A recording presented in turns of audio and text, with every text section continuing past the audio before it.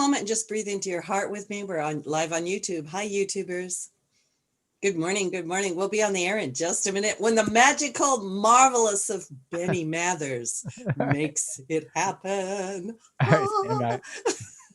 In the springtime of the year, when the trees are crowned with leaves. Good morning, and welcome to the original Loretta Brown Show, radio to open the heart, heal the soul, and awaken the consciousness. Benny, it's good to see you. You too, as always, Loretta. Yeah. We're now officially in spring. Spring has sprung. It's all around. Spring has sprung. Isn't there Yep. a song like that? Spring Probably. has sprung? There's Yeah. tons of songs. You can even make one up and we'll consider it a good one. By the way, I know St. Patty's Day was last week, but you know, it's got to be the wearing of the green for all of my Irish and part Irish friends. It's And like the people whole month then. People just want to celebrate something, you know. It'd be the whole month then for you. It'll be the whole month. Thank you very much. Yeah, spring is sprung and it's spring forward. Gotta love it. Gotta love it. I'm starting to get used to the time change. You would think 1 hour wouldn't throw me off so much, but I don't know. Some adjustments for some people are different than others, so you know. Yeah. Anyway, so I am Loretta Brown. I'm the owner of Reiki Oasis, located right here in the greater Seattle area for the last 26, 27 years. We've been around. I am still around. I've been doing a lot of Zoom meetings and things like that, but we are gearing back up to have people come in just kind of a limited amount. So you can find out more about me at reikioasis.com. You can schedule everything at schedule.reikioasis.com. Do remember that every Sunday morning at 11 a.m. Pacific Standard Time, I offer a meditation. And this is just a little meditation to help you center yourself and realign yourself and dust off whatever and call in whatever and try to lift your spirits is really what it is. Lift your vibration and all the good things, as I say. We're doing a lot of meditating with angels and beings of light. And so if you like that sort of thing, please join me. You can sign up at schedule.reikioasis.com. And if you cannot attend at 11 a.m., it's a Zoom call, Pacific Standard Time. Sign up anyway. Everybody that signs up gets a free recording of the meditation that you can listen to anytime you want. So it's really, really good. Also, I am a listener-supported show, and from my heart to yours, thank you so much for any support that you give, because it helps me keep wonderful guests on the show, like who I have today, who I'll introduce in a few moments. And if you want to be part of my Patreon family, you can go to patreon.com/The Loretta Brown Show. And then lastly, every month I do a workshop for women called Temple of the Divine Feminine, because we love to step into the fact that we are goddesses. Oh, yes, we are. And we might be goddesses in the works, you know. When I was a little girl, before I went to bed, my dad used to tell me Greek mythology. Those were our bedtime stories, you know, like Pegasus and, you know, Athena and Zeus. And I realized at that time, it was probably a lot of psychology, to tell you the truth. But the gods and goddesses all have different personalities. So you know what? Everybody listening, you are a god and a goddess in your own right. And you certainly get to know more about yourself as we go through life. But if you want to be part of Temple of the Divine Feminine, you can sign up at schedule.reikioasis.com. So a little, I do want to check in with astrology, because we do have a lot going on. But I want to spend most of the time with my guest today, because she has written a wonderful book, and just a little foreshadowing, a wonderful book that's going to help you with all of those stuck places in your life that you haven't been able to work through. So as you're thinking about that, that's just a little bit like, don't go away, right? We have a wonderful Libra full moon coming Sunday to Monday, the March 28, 29, depending on where you are on planet Earth. And this is bringing some of the most beautiful high-powered energies for healing, protection, and harmony. A year ago, March 2020, I think you all remember what was happening then. I had just returned from taking a group to Egypt for a sacred tour and came back to the pandemic lockdowns, right? and the world was a very different place. Since that time, we've gone through many, many changes as you think back through the year. And I'm just going to throw this out there. Mental health, stress, anxiety has really come to the forefront. People taking a look at their lives and going, wow, who are we? And who are you? And I've been working all the time and now I'm locked up at home with you and the kids and the dogs. Uh-oh, what? Help me.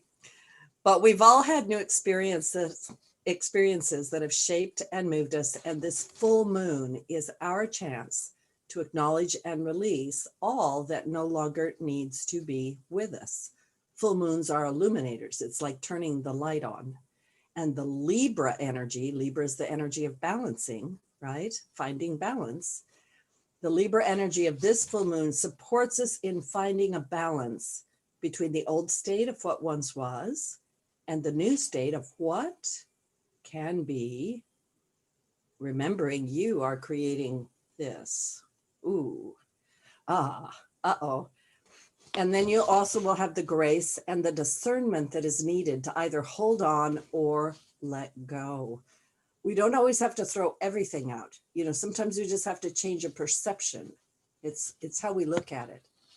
So at the time of this Libra full moon, we have Venus, planet of love, Chiron, the wounded healer, and the sun, another great illuminator in the sky, will all be lined up. Chiron, like I said, is the wounded healer, and it represents the wounds that we come into this life with. I call them soul bruises, and the wounds we inherit along the way. These wounds are not the sort that ever just pass away, but they can be woven into the fabric of our journey. In my temple class, we've been working with the kintsugi bowl, breaking the bowl, looking at our broken pieces and realizing we can actually take a look at those broken pieces and put ourselves back together in a new way. Wounds that injure us, they also serve to make us whole and can be viewed as a key part of our soul journey. And it is through transcending these wounds that we're able to heal and inspire not just ourselves, but also those around us, because we are energetic beings, vibrational, living in an energetic world. I recommend always that people be open to the truth of what's really going on. This moon also makes a perfect triangle configuration to both Saturn and Mars, known as a grand trine. It's a great big pyramid in the sky. The grand trine alignment between Moon, Mars, and Saturn is a positive omen. It's a good thing. It's like a lucky star, where things flow in an easy and smooth direction. And what this really does for you is if you've been struggling with trying to work through a stuck area or to get clarity, this brings in the energy of maybe you don't need to struggle. What if it was all right for there to be this, I'm going to say this challenge or this awareness or this activation? What if it was all right if it was there? What if it came to help you with something? And if you stop struggling, quite often you'll slide through it. So this energy is all here and it's here already now. So full moons are harvest and completion points. And I would really love for you just to think of this March full moon as a graduation point, a time to celebrate all that you have achieved this past year, all you have become, and all that you are ready to become. And helping you with that today is my wonderful guest. I'm very excited to have her. She's got a great book. As many of you know, many of us have tried various methodologies to help us deal with the rising tide of anxiety, depression, worry, fear. However, the majority of methodologies do not create lasting changes as they're working with our conscious mind rather than the subconscious beliefs that are driving our behaviors. My guest today is Lisa Samet, ND. She's a well-known health practitioner who has appeared on the Dr. Oz show, and now she's on the original Loretta Brown show. See how that works? Yeah. And she has an international practice based in Montreal. I love Montreal, specializing in homeopathy, emotional wellness, nutrition, and lifestyle optimization. Her new book, Emotional Repatterning, Healing Emotional Pain by Rewiring the Brain. Oh, presents techniques she has used to help patients uncover and rebalance deeply held beliefs that have gotten in the way of their happiness and have caused stuckness or mental or physical pain. I'm so excited to have you on the show today, Lisa. Welcome. Thank you so much, Loretta. It's a pleasure to be here. What a great intro. I want to show people the cover of your book. I know it's a little hard, and for people on the radio, I'm just showing the YouTubers a picture of the cover, Emotional Repatterning. It's got a lovely cover with, I think that's our brain lit up. I hope it's good stuff in there. I don't know. So I would love to know a little bit about you and how you came to write this book. Well, that's a great question. It's a big question. I actually grew up in the States. I've lived in Montreal for about 20 years. I've had a busy clinical practice for all of that time, as you said, focusing on holistic healing. And as time went on, I came to realize the absolute clear relationship, which of course is not big news to any of us now, between emotional stress, unhappiness, being stuck, and physical illness. And although many of the naturopathic and homeopathic approaches are very adept at treating the whole person, physically, mentally, and emotionally, I came to see, though, over time that there were patients, despite doing better in many ways, still were stuck with some emotional, let's call it debris, or areas of their life where they just couldn't seem to shift into something that was working better for them. And, you know, when you're working deeply with patients in an intimate setting, in a clinical sense, you really start to see the patterns that plague, you know, humans, right? Because we're all in it together and we all have the same issues, more or less. The details might be different between you and me, but, you know, it's more or less the same stuff. So through this work, I came to realize that there are probably I've highlighted 8 areas that I call thinking traps, things that we get stuck in because we don't know how to get out of them. And as I was able to see this, I kind of had this moment of saying, how come nobody ever taught us this? I mean, I did a lot of school. I was raised by parents that, you know, were pretty smart. I've known lots of people in my life, and I'm like, well, how come I had to get to this point to kind of see that this is like the common human experience? And why aren't we raised with an understanding of this and tools and techniques to become happier and to get out of this, you know, rather than resorting to antidepressants, anti-anxiety pills, and the rest, right? So I had this kind of feeling like, wow, I need to share this information, this insight that I've had about these kind of common traps, if you will, where a lot of us get stuck. And so that was the impetus for kind of just putting it down on paper. And it was the kind of thing where it basically wrote itself, I have to say. It was like, wow, a flood of, this is it. You know, I love this idea of your thinking traps, because that brought up for me all kinds of things, such as, you know, we get stuck on these loops, is what I call them. You know, it's just this, oh, no, this thing happens and now I'm going down this road and I'm just, here I am. I just keep grinding on it and over and over and over again. Can you give us an idea of what some of these thinking traps might be? And I know you go into it in your book in beautiful detail, but yeah, just talk about that a little bit. What are some of these thinking traps? Okay, so I'll give you, so in the book, Emotional Repatterning, each thinking trap gets its own chapter.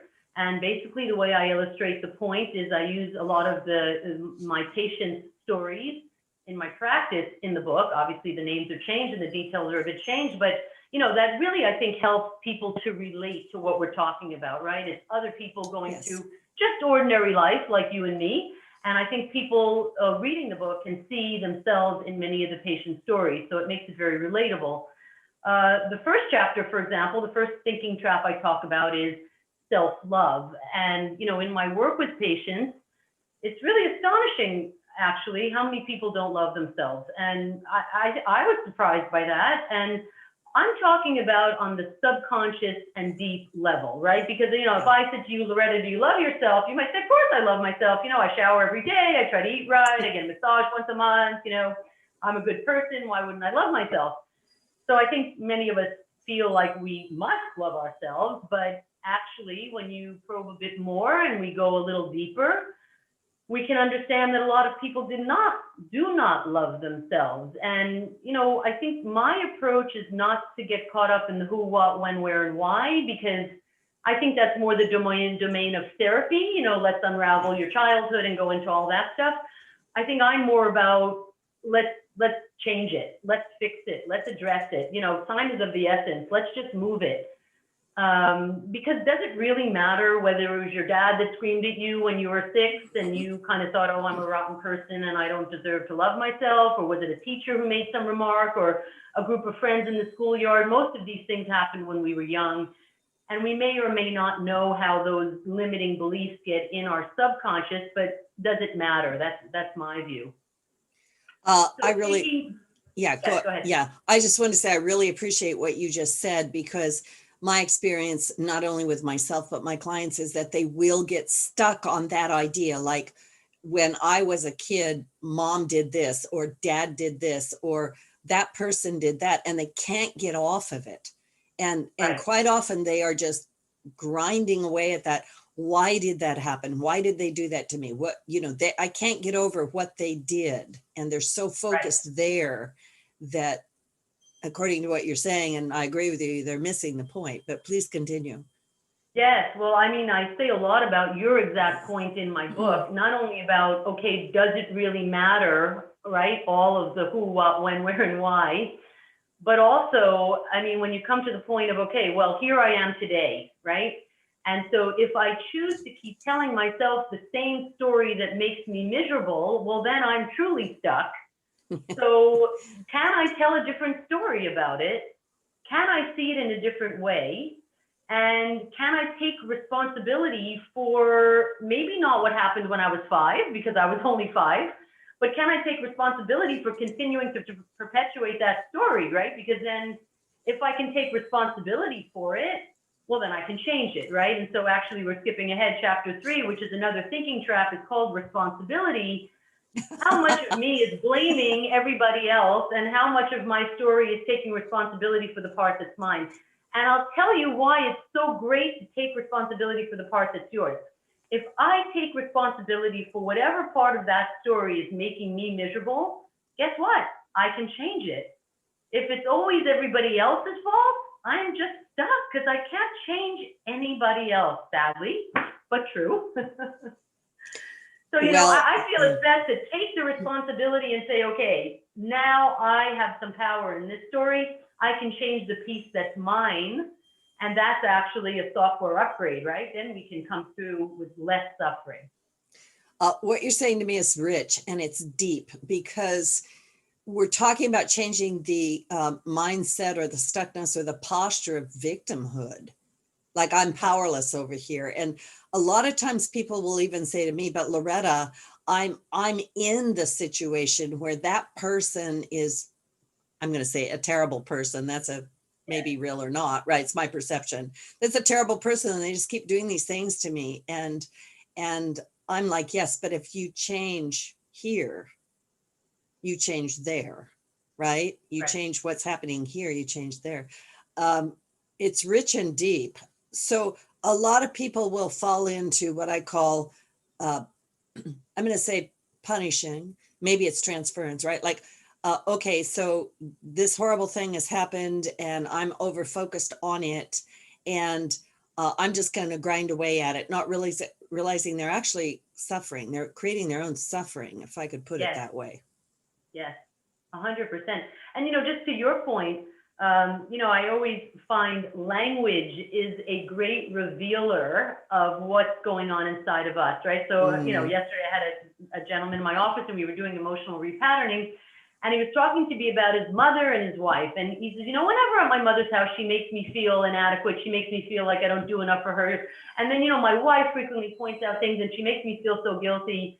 And then, you know, it's kind of like, okay, let's take a pause. How can anyone make you feel anything? Do they have a little, you know, like access to an on button inside you, or a little dial that moves between guilt and sadness and whatever? No. Let's take responsibility for that. When my mother says X, I feel like this. Oh, well, suddenly that shifts the entire dynamic, because I can't change my mother or what she's going to say, but I certainly can change how I feel about what she said.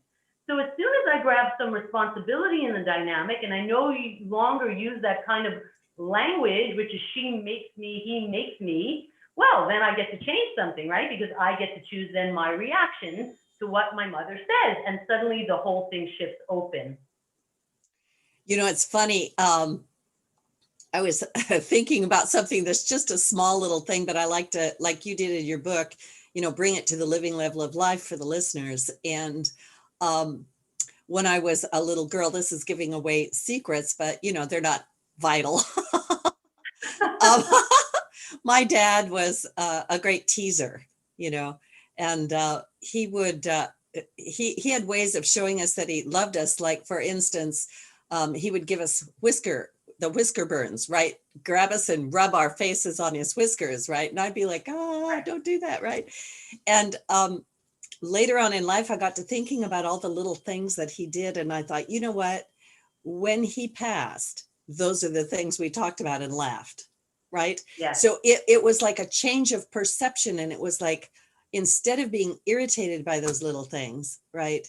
I can change my story. And when I changed that story, all of a sudden now, instead of that just being so irritating, it was like, oh, it's just the things he did that were, yeah, maybe annoying, but kind of endearing at some level. Mm-hmm. Right. Well, so, you know, you say the word stories, and that's yet another thinking trap, another chapter in the book.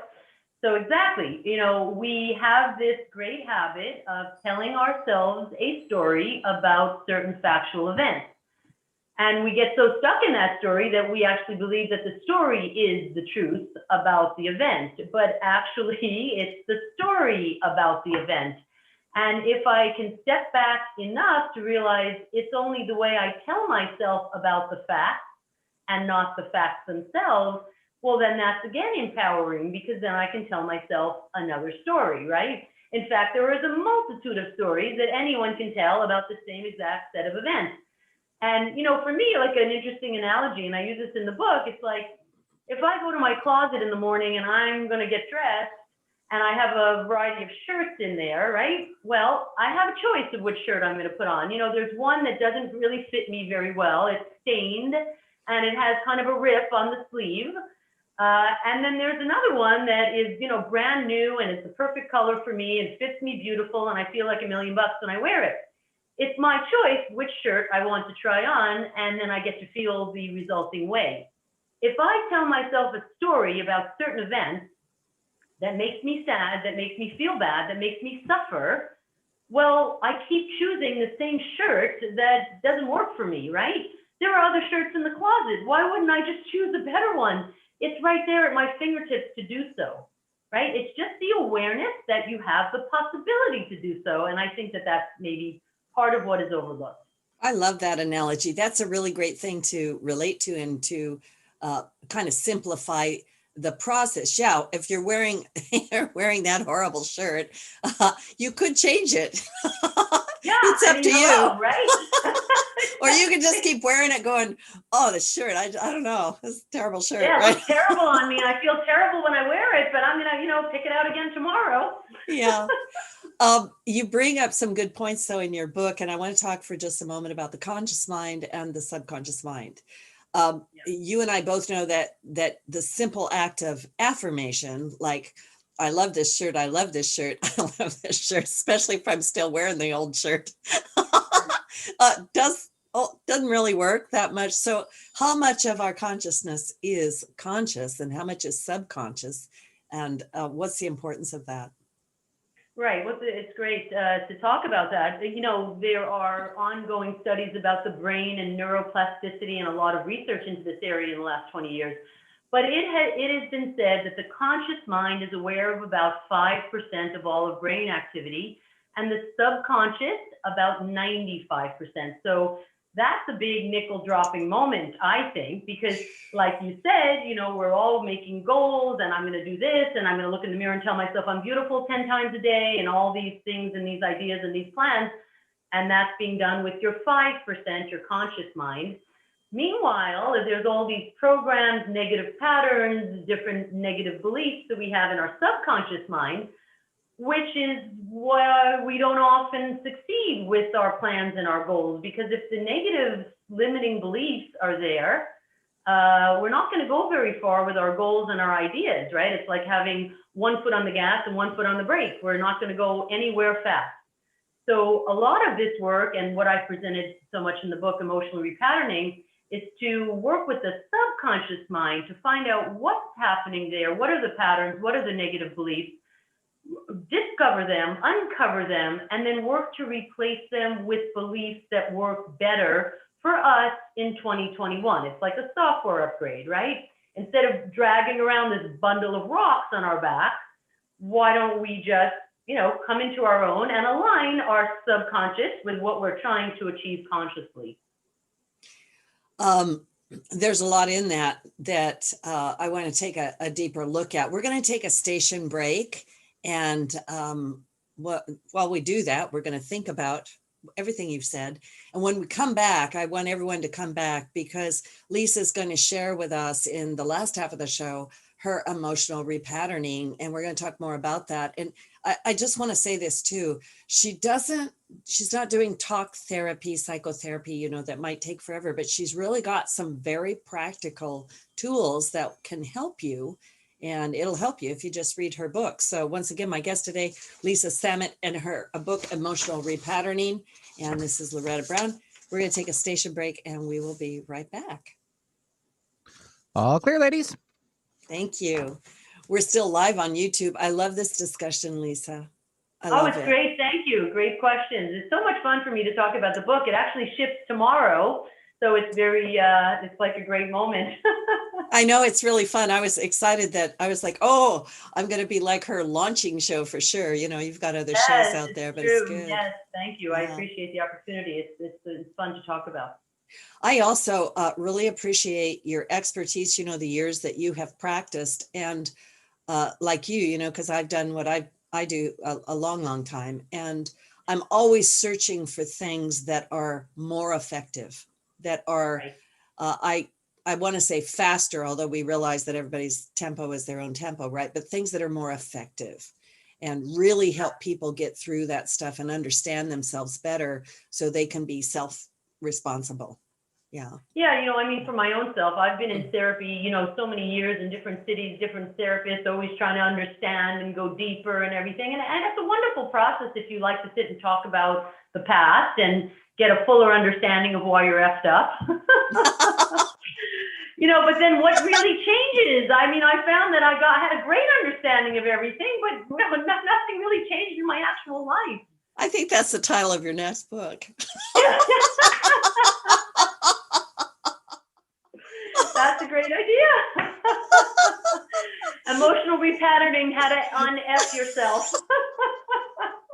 I'm buying that one right now. Exactly. Have to write it first. Geez.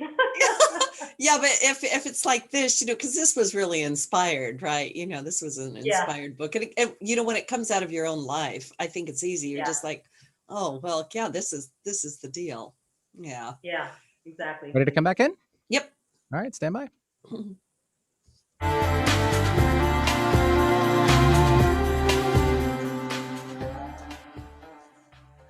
Woohoo. Thank you, Benny. Thank you so much. I always give a shout out to Benny Mathers. He is the most wonderful producer in the whole world, in the universe. Oh, boy. Yeah.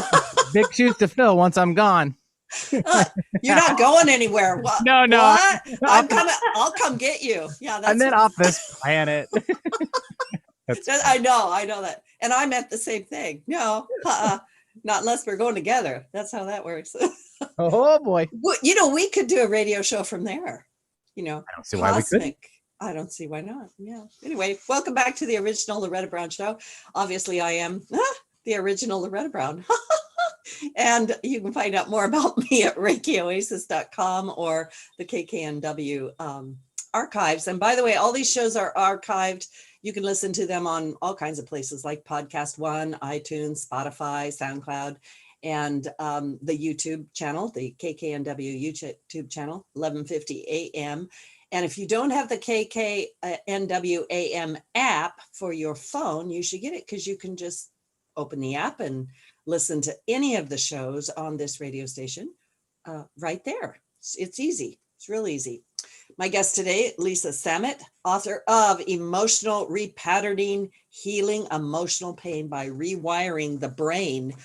During the break, we were talking a little bit, possibly a little bit more personally. Lisa, I know that this book came out of your own life experience, like it just flowed out of you because of the things that you yourself have gone through. And I'm wondering if you would be willing to share with us the story about your son and his leukemia. Yes. So, I guess this is under the heading of sometimes good things come out of bad things. But when my son was 10, which is 6 years ago now, he was diagnosed with leukemia, which I think would be horrible for any family. For us, it was not only horrible, but, incredibly shocking in the sense that his dad and I are both naturopathic doctors. We work together. We have a clinic together, and we raised our kids with, only the best, we could say, never a cough medicine, never a Tylenol, always naturopathic remedies and homeopathy and organic food and, the best. So naively, I thought that we were protected from the bad things that happen to, people on an everyday basis. But, you think that, with your knowledge and awareness, you've done a better job maybe. Well, that was blown to hell. So he wasn't feeling well, and we had raised him ourselves with no medical intervention or pediatrician even. But at one point he was just not so good. I took him for a blood test, and it didn't look very good. So we ended up in the hospital emergency room and bone marrow biopsy. And wow, the worst news ever. How could this be happening, right? Right. So we underwent with him 2 years of 154 chemotherapy treatments, which, is beyond imagination. I don't even know how we got through that. Yeah, it was hard. Yeah. So, just coming from where we were and then seeing these bags of red and yellow chemo delivered intravenously by nurses in a hazmat suit because they couldn't even, want to get one drop of it on them. And meanwhile, he was getting bags of it, on a weekly basis. It was incredible. Really, really, really tough. Talk about being ripped open and broken open and just having to look at the depths of, human despair. The good news is he's alive. He's a 16-and-a-half-year-old teenager now and, in perfect health. And, the system that I've never really liked very much did intervene and save his life. And I'm, eternally grateful for that. But, on a personal level, I deeply believe, and I've lived through that suffering, while none of us choose that, none of us want that, is a catalyst for growth. I mean, I think most of us who have been through deep suffering have arrived at the same conclusion. And so for my own self, I think it just ripped me open to such a degree that I came back to life in my own heart so much more than I had ever been. And I would say, without trying to sound too woo-woo, that, there's some kind of like an intuition, I think, that developed. And I saw that really with my patients, because when we were working more in the emotional realm with different topics that I discuss in the book, I just somehow know what it is that is going on. Like I get kind of a hit about what's there, what's at the center of the story. And that's helped me, I think, get some of these insights in my working with patients over these years that led to the writing of the book. Because I think as you start to pull together these insights, you begin to realize, okay, wait, there are patterns here. And you know what? This is common. This is common humanity. This is not an odd thing or a rare moment or a unique thing with this particular patient. We are all suffering from the same, what I call thinking traps. I mean, I wrote about 8 of them, and I think I could tell you a story in my own life where each of the 8 of them, I've been guilty of falling into those traps my own self. Yeah. Thank you. That's a very, it's a powerful story from your own experience. And I can read between the lines there. That was an amazing journey for you. In my work, I call that the dark night of the soul, right? But there's a reality when we are faced with whatever it is that life brings us, that, like you say, it really broke you open. And it's funny, I was thinking about what I said in the beginning about us in my women's group, working with the kintsugi bowl and the broken pieces of ourselves. And all of us do this work. All of us do this work. It takes courage to do this work. Or sometimes, sometimes people have said to me and I've said to them, wow, how did you do what you did? And it's like, in your case too, it's like, well, you didn't have a choice, right? Yeah. You had to keep moving forward. I'm also thinking, and I'm not trying to make this too personal, and forgive me if it's going there, but I really want people to relate to what we're talking about so that they can say, hey, this is heartfelt work. You had to take a look at your own quote unquote stories around health and wellness, and Yes. and really kind of adjust that a little bit and go, whoa, wait a minute, there's a piece here that needs to come in. Yeah.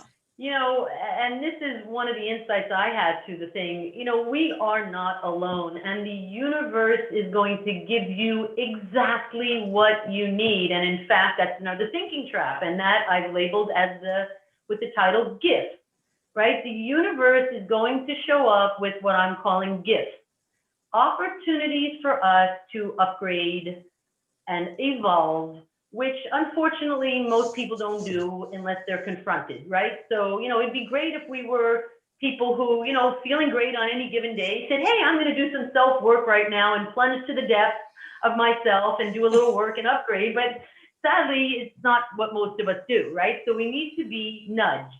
And nudging can come in the form of, an explosion, like what happened in my life, or it could come in a series of little nudges. I guess it depends on how open you are to the gift. But, we are here to grow and evolve. That's the fact. I think most people don't embrace that. If we would not be too surprised when we're challenged and confronted and forced to re-examine various things because we're suffering.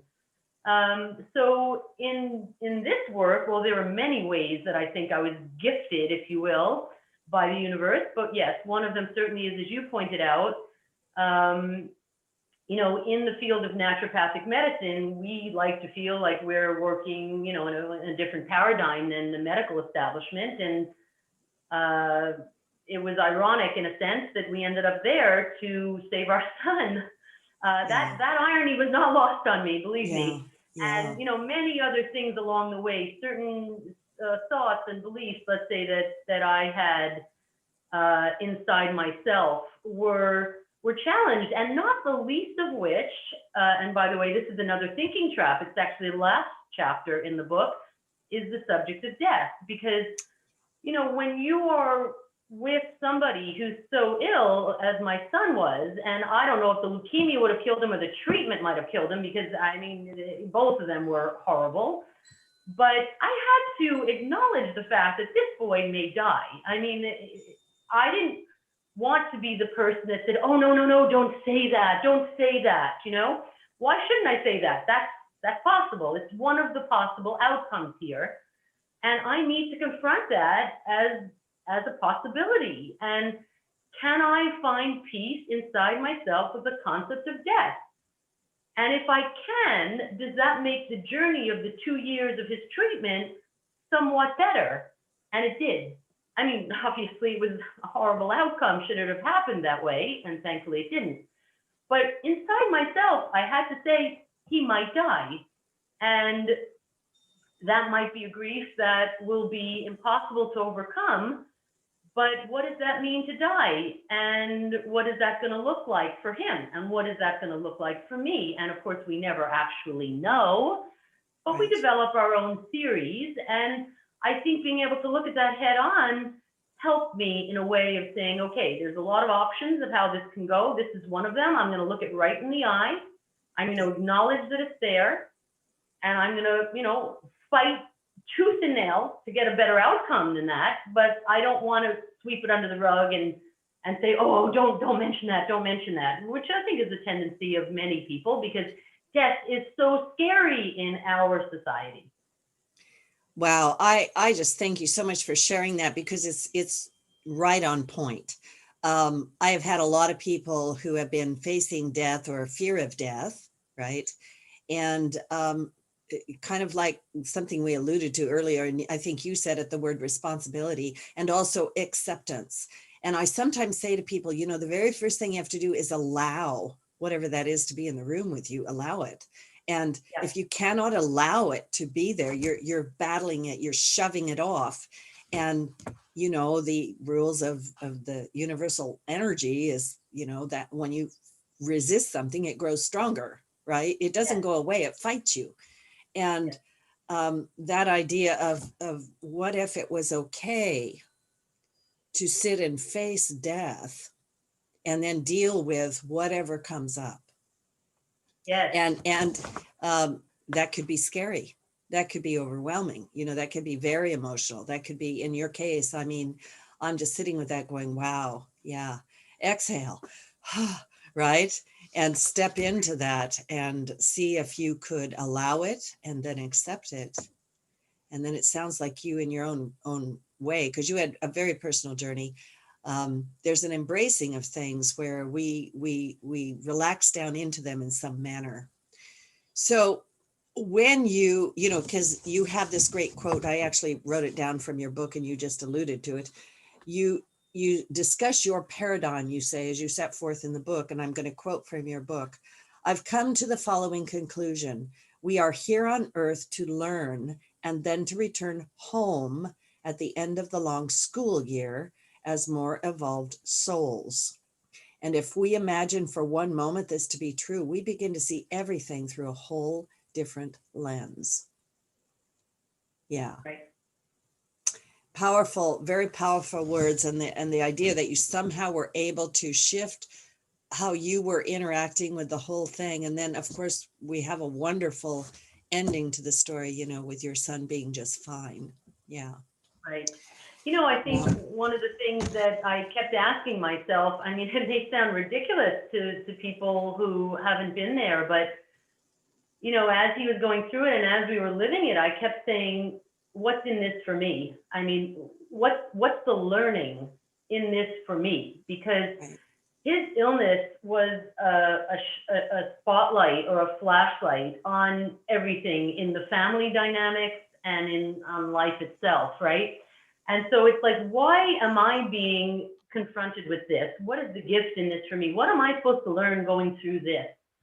And that was a question I held there, you know, among the grief and the crying and the and being frantic and not sleeping and all the other very human things. But there was a little part of me that was able to step aside and say, why? What do I need to learn from this? And the sooner I can understand that, and the sooner I can learn that and try to squeeze every last drop out of this, Yeah. the better it's going to get, whatever the outcome.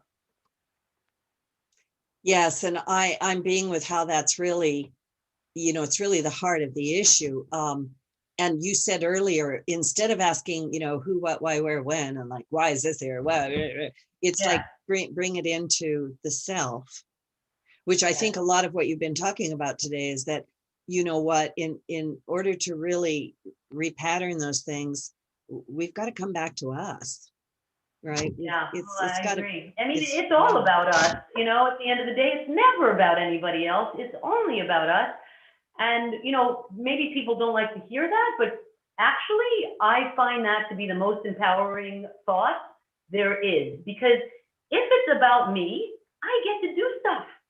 I get to fix it. I get to upgrade. I get to change it. If it's about circumstance, if it's about other people, well, I'm stuck. Yeah. That's it. Yeah, that's exactly right. Because you're always looking out and you can't control that out there. I would like to bring the discussion a little deeper into your book, The Emotional Repatterning. And so Yes. can you, because we're stirring up all of the, as you call them, the thinking traps, the places we go, and also bringing it into the living level of life, which is where we all are. So Right. can you talk to us a little bit about your emotional repatterning technique? And can you give the listeners any little technique or suggestions? I mean, in your book, just so people go get it right now. You can pre-order it right now. I think it comes out tomorrow, but you can pre-order it right now. And you in the back of it have all these wonderful techniques. I'll let you explain them. Yes, I will. But I actually have a copy of the book, which you don't have. So I'm going to get the don't. thing. Yeah, that's No, you beautiful. should be getting one though. Yeah, so it is. It's kind of fun to hold. I bet it is. Yeah. So yeah, I mean, it's the perfect question. Now, as we're ending our time together, I'm going to talk about, so what do we do with all of this? So, the first part of the book is really about understanding the thinking traps and how we kind of get ourselves in this mode of continuous suffering. And then at the end of the book, I talk about, what can you do at home? And so I do discuss, a simple version of what I might do with my patients, but it does work. And it's about identifying and then rewiring our subconscious beliefs, essentially upgrading them for what is negative and not serving us to something that's more positive, equally true or more true, right? Because there's many truths. And essentially, it comes from numerous different techniques and trainings that I've had over the past 6 years. I've probably been trained or 5, 6, 7 different techniques and how to work with emotions. And what I present is an amalgamation of all of them. But the original source of this is something called Brain Gym. I don't know if you're familiar with Brain Gym. I am. Mm-hmm. Oh, that's great. Yeah. So then you'll know that Brain Gym is used particularly in children who have learning difficulties, right? I think that's initially how it was conceived, whether it's autism spectrum disorders or learning issues. It helps the brain center and balance and put it in a mode where it is able to do deep and concentrated learning. And essentially the theory behind that is that if you can engage the right half and the left half of the brain at the same time, that puts the brain in a mode of learning. Right. And so that's the premise of what we're doing. And so the way we can do that, there's a couple of different ways we can do that, but the easiest way is to cross one foot over the other at the ankle, right? And cross one arm over each other at the wrist and grab your hands and then place them in your lap or fold them under. Yes, either way. I did that automatically. I did that somewhere along the line. And it works perfectly like that. So it could be like this, or it could just be resting in your lap. Okay, but when we have one side over the other, okay, we are then engaging both hemispheres of the brain.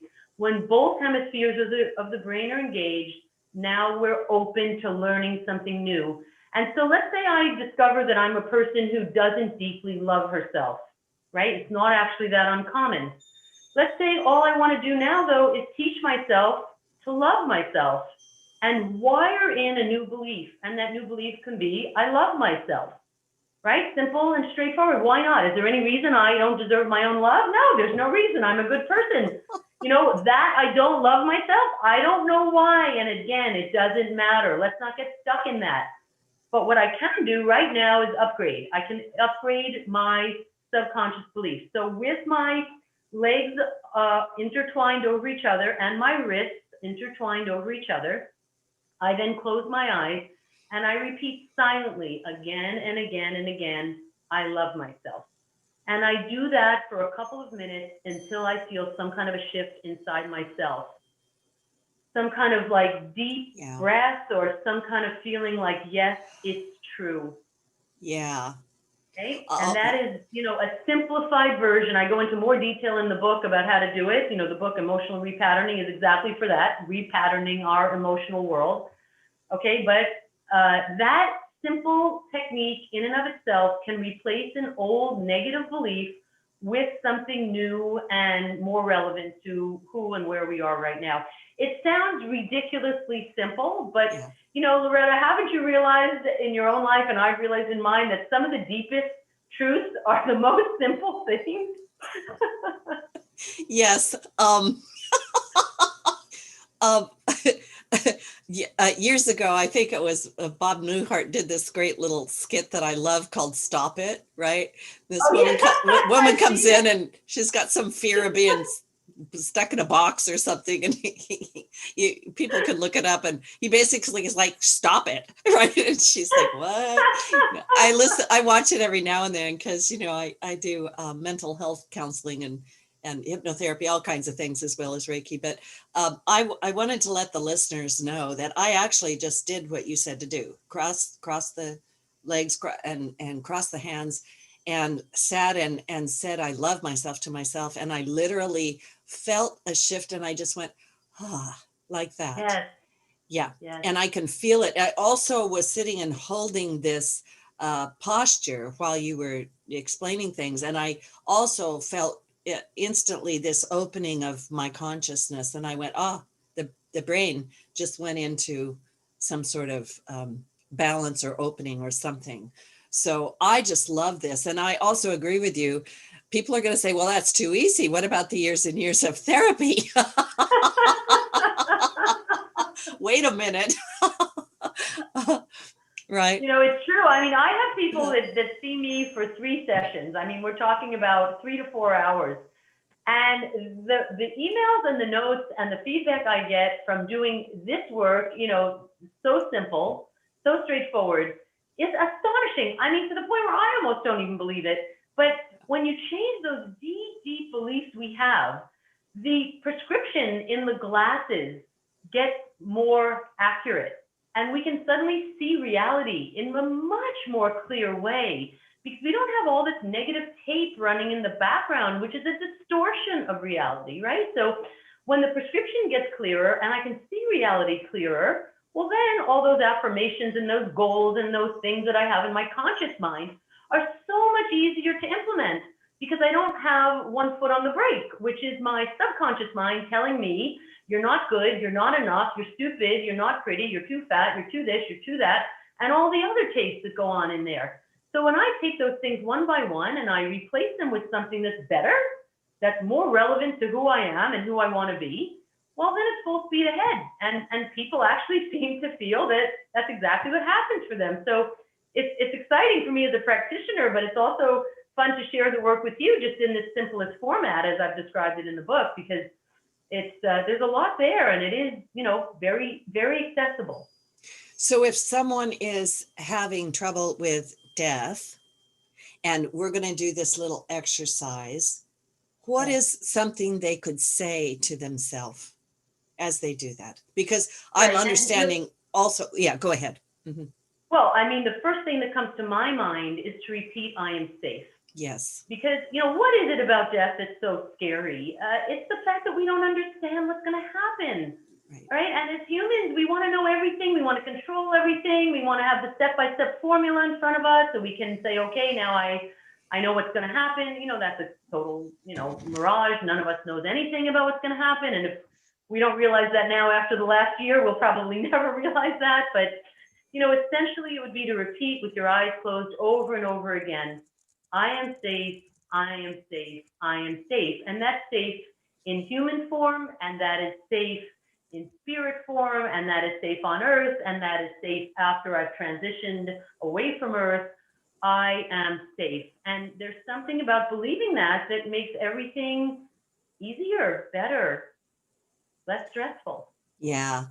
Yeah. Thank you. Because I was also sensing that it is the underlying fear, and it could be a fear of death, fear of being alone. But yeah, to be able to take that to even what I call those really, really difficult places, and to realize, we can do this thing. It's empowering. And, people can try these exercises. I mean, I really recommend your book. It's an easy read. It pulls you in because of the stories in it that we can all relate to. And I'm with you. I could give an example for every one of those. Yes. Right. But then also to know that, give these things a try. You've got nothing to lose and everything to gain. And what if it was that simple to shift yourself from over focusing on that suffering and just have a new thought process, a new story, a new way of looking at life. Yeah. That's great. So what do you hope that people will really get from this book? Where can they get your book? And we're down to the last minute. Okay. Well, my book is being sold on every, platform. I mean, every bookseller, and I'm hoping in most major bookstores. So it should be available next week. And I guess the take-home point is that we are empowered. So many of us feel stuck in situations and in our own, mental thought processes. And it is anxiety producing and it is depressing when we can't get out of that, but we can get out of that. We can, and it's a wonderful time to be alive. There are so many techniques and there are so many discussions being had around these topics as we are doing right now. So hopefully emotional repatterning is going to be something that people can relate to, and try the techniques and the exercises.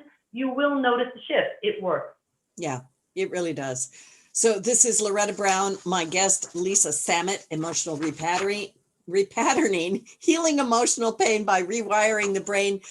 Just go ahead and get it now. And Lisa, thank you so much. That was really fun and pleasant. I loved it so much. Blessings to you. Okay, so did I. Thank you so much for having me. All right. Take care. Bye-bye. Bye-bye.